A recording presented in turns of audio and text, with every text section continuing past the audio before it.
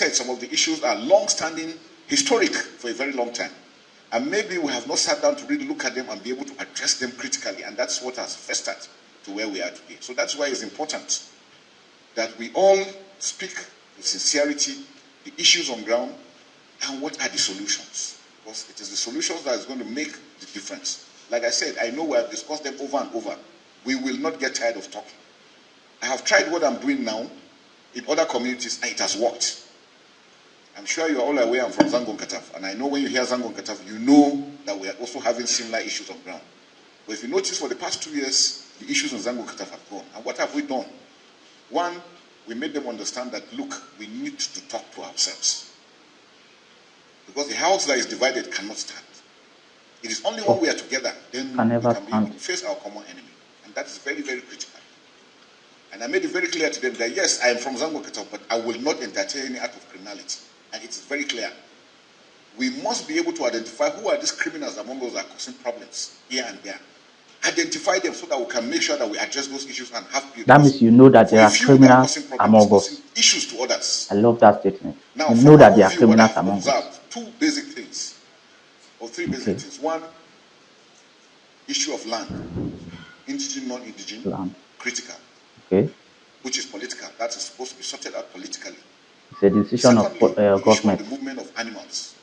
I have told people over time that when they say farmer headers clash, clash means two things are moving. Okay.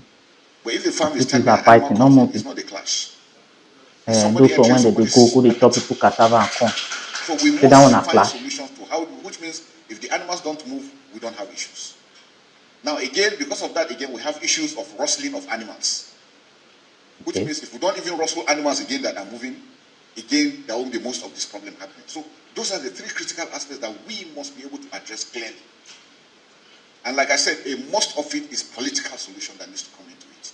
Because it's not what the military can solve. What we can stop is to try and stop people from attacking each other. But again, we can't do it without the communities. And like I said, over time, there has been issues of trust. Whether the military is on our side or the security forces are on their side and all those things. We want to make that very clear. Any soldier that is deployed in your location and tells you that he is told not to attack anybody, attacking anybody or killing people is a coward. Once we deploy any person, his duty is to protect the community. And we're looking at those aspects so that we ensure that we do. I know we cannot be everywhere. And from experience, what we notice is that the people, what they do is that those attackers, once they notice you are here, they go to an innocent place, go and conduct the attack. And that's what brings the issues of the communities. The communities themselves must be able to, first and foremost, look within themselves. If you look at when I came to Yelwater, what I saw, the burnings were targeted. How did they know those locations? Somebody was giving them an info. They just didn't come like that. They had information from somebody. And from who? It's either their own people are within the community or we have some of the communities that are selling themselves out to people for money. And you can't rule that. We had those issues too in Zangon and Southern Kaduna. And we had to address it. But I want to appeal to ourselves. Yes, so many killings have happened, so many things have happened. Please, we're looking for the way. Because we don't want this to continue like this. And it takes all of us to make a headway. All of us. We must agree that yes, we want peace to prevail and that we work towards having that peace. One thing I want to also do as part of what I have done is I've been able to engage some retired generals from this area that have been coming around. I'm sure they have met some of you and have discussed on the issues of the way forward. We need to work because discussion, communication is critical so that it gives us better understanding about the situation. I know we have reached a certain level of discussion and that has opened pathways that we can make peace. Let us see how we can do that. Now, I want to take that further to also advance another negotiation with all the stakeholders, maybe the local government chairman, maybe the farmers together, the farmers and the youths. I want to organize that here in Makurdi. Let us sit down and tell ourselves what is the problem, how do we solve it? Because we must find solutions. There is no problem that doesn't have a solution. And that is what is critical. If we're able to address that, and again, like I said, you cannot shave somebody's head in his absence. So also the people doing that, because we know the people that also can have access to those guys, we must also talk to them and be able to address those issues. Today I intended to have gone from here to pass through Nasarawa State to see the governor, but he won't be around, so I won't see him. I'll see him at a later date. Because we know that there are issues again between the states crossing from one area to another. Where are these issues? For us, every criminal is a criminal. Whether the issue of cow or the issue of entering farms, and anybody who commits an offense should be punished. And that's what we want to make sure that we start enforcing as quickly as possible. But we need your support. Like I said, everybody is bitter because we have lost one person or the other. Yes. How do we stop? We don't want our children and our children's children to continue having this issue of killing and killing and killing and killing. And like I said, those few ones that go to rustle these animals, you want to eat cow. If you don't eat meat, you will not die. You are cutting a cow, you kill.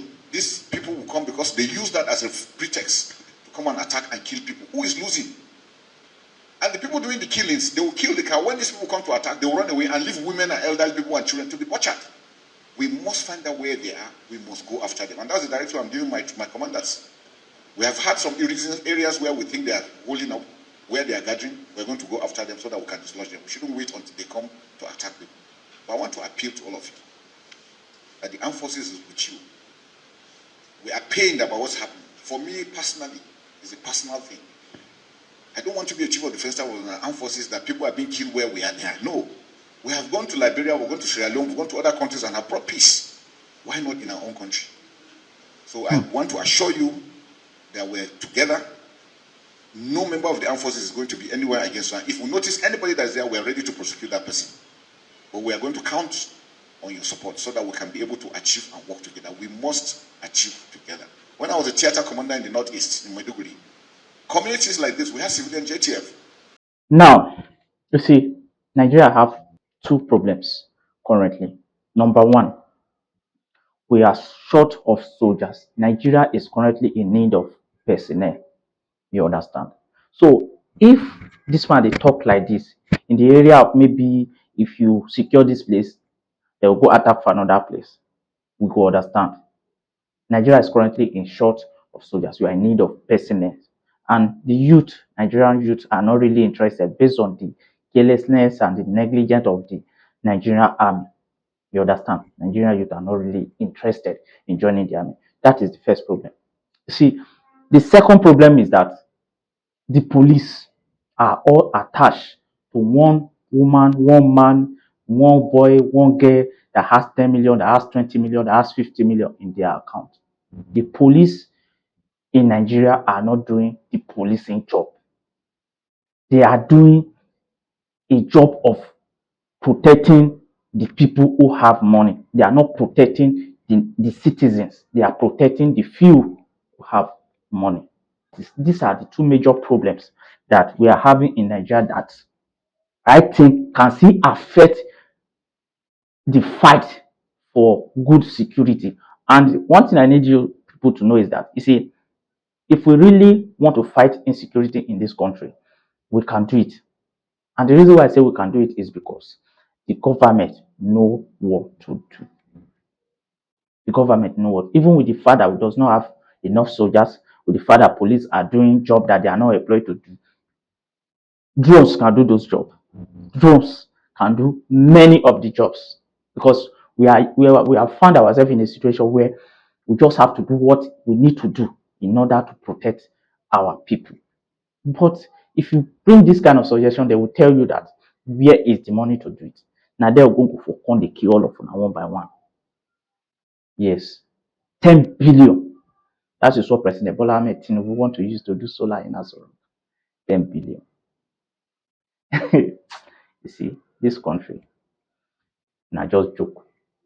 If we look at this matter very well, this man when they talk, he know where the problem is. He's just trying to stay in between. Now, what thing they do with that? If you know how to observe conversation, observe the way person they talk, he's trying to stay in between. They all know where the problem is. They all know what to do, but they are just trying to stay in between so that they won't look as if they don't know what is going on. They all know what is going on. This is Nigeria, and Nigerian government are using the lives of Nigerians to play politics. The earlier you know that, the earlier you'll be decisive. Anything that has to do with power in Nigeria. See you in another video. One love.